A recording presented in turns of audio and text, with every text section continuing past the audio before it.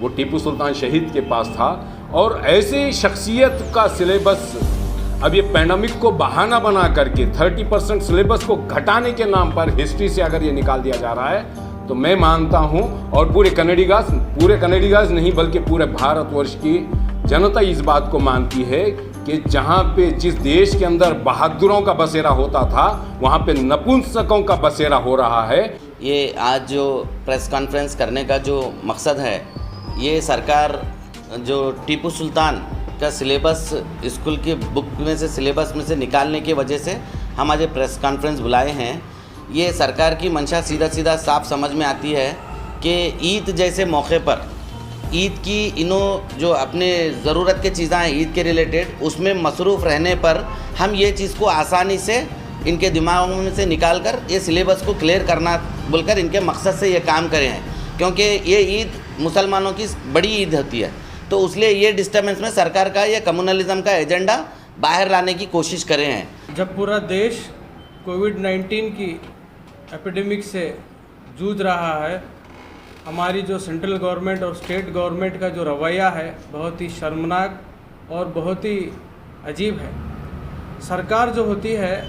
अवाम को साथ में लेकर, जब भी कोई इमरजेंसी सिचुएशन आती है उसको साथ में, अवाम को साथ में लेकर उसके ख़िलाफ़ एकजुट होकर ऐसी इमरजेंसी सिचुएशन में अफर्मेटिव एक्शंस लेते हुए किस तरह से हम बाहर निकले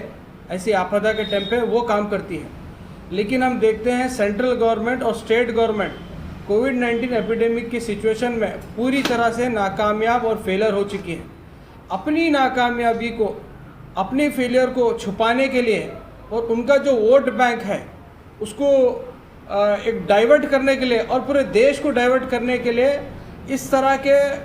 गैर ज़रूरी बेजिम्मेदार काम कर रही है। हाल ही में कर्नाटका गवर्नमेंट हम लोग देखे हैं कि एक सेंट्रल गवर्नमेंट से ही एक डायरेक्शन आया था एजुकेशन डिपार्टमेंट को, कोविड-19 सिचुएशन की वजह से जो 3 महीने का वक्फा जो छुट्टियों में लॉकडाउन की वजह से गया है, इसको भरपाई करने के लिए 30% एजुकेशन कम करना, सिलेबस कम करने का एक डायरेक्शन आया है। इसको मौका समझकर, एक फ़ायदा समझकर बीजेपी की जो गवर्नमेंट है अपना जो हिजन एजेंडा है, अपना जो उनका जो क्या बोलते हैं, जो कम्युनलिज्म जो नेचर है, फैसिज्म का जो नेचर है उसको यहाँ पर लाई है। उसके तहत वो लोग क्या किए हैं, टीपू सुल्तान जैसी शख्सियत, हैदर अली जैसी शख्सियत, राजा राम मोहन जैसी शख्सियत, दयानंद सरस्वती जैसी शख्सियत, जो इनके जो एजेंडे के ख़िलाफ़ जो सोच रखती है, ऐसे लोगों का सिलेबस ही चैप्टर से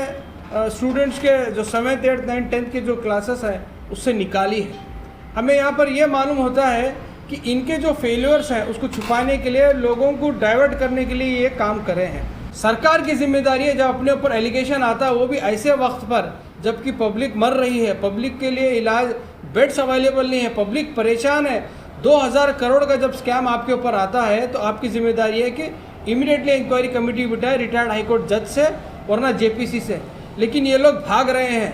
इनकी जो नाकामयाबी को छुपाने के लिए कलम इस तरह से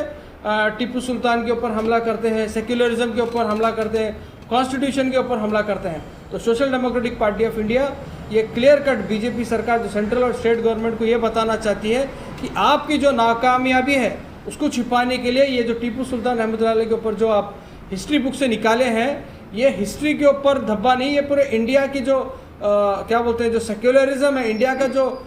हिस्ट्री है, उसको आप कलंकित करने का काम कर रहे हैं। ये पैंडमिक सिचुएशन के अंदर कर्नाटक की राज्य सरकार जिस तरह की घिनौनी साजिशों का काम कर रही है, एक देश प्रेमी, एक देशभक्त, एक देश का मार्टियर, फ्रीडम फाइटर, जो देश के लिए, देश की जनता के लिए, ख़ास करके कन्नडिगाज के क्षेत्र के लिए जब वो इतनी जद्दोजहद से अपनी जान की, माल की, हर तरह की कुर्बानी लगा करके जो इंसान लड़ा, उसका अगर हमारी नई पीढ़ी, नई नस्लों के सामने ये क्लियर नहीं रहता है कि एक फ्रीडम फाइटर इस देश का इतना लड़ने के बाद अगर वो हमारी नई पीढ़ी को इसकी हिस्ट्री नहीं मालूम रहती है, तो हमारे देश की उन्नति के अंदर किन किन का क्या क्या किरदार था ये पता होना बहुत मुश्किल हो जाएगा और हमारी पीढ़ी नपुंसक हो जाएगी। हमारा सीरियस कंसर्न ये है social democratic party of India का कि इस मुल्क का मुजाहिद आज़म टीपू सुल्तान शहीद रहमतुल्लाह अलैह की हिस्ट्री अगर 7th स्टैंडर्ड से ऊपर की एजुकेशन सिलेबस से अगर निकाला जा रहा है तो हमारी नस्लों को उसका सीरियस नहीं मिलेगा। जबकि पूरी दुनिया मानती है कि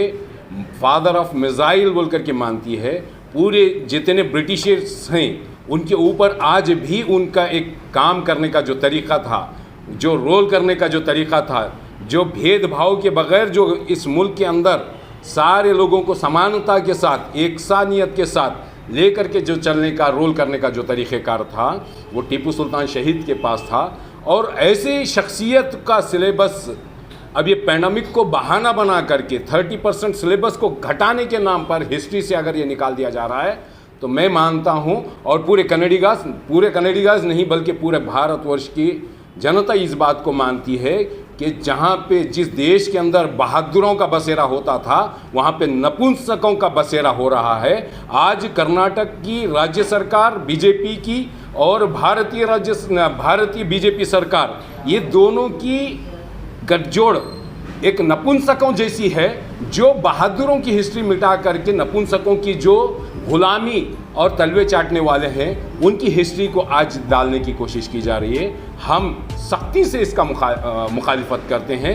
क्या इस मुल्क को डेमोक्रेसी की बजाय जो है ना कम्युनलिज्म की तरफ या डिक्टेटरशाही की तरफ ले जाने के लिए हमने इस देश को चलाने के लिए तुम्हें मौका दिया था? ये पूरा भारतवर्ष इस भारतीय सरकार और राज्य सरकार से पूछती है और हम इसके 100% हर तरह से मुखालिफत करते हैं। Social democratic party of India इस तरह की हरकत को कंडेम करती है और मुखालिफत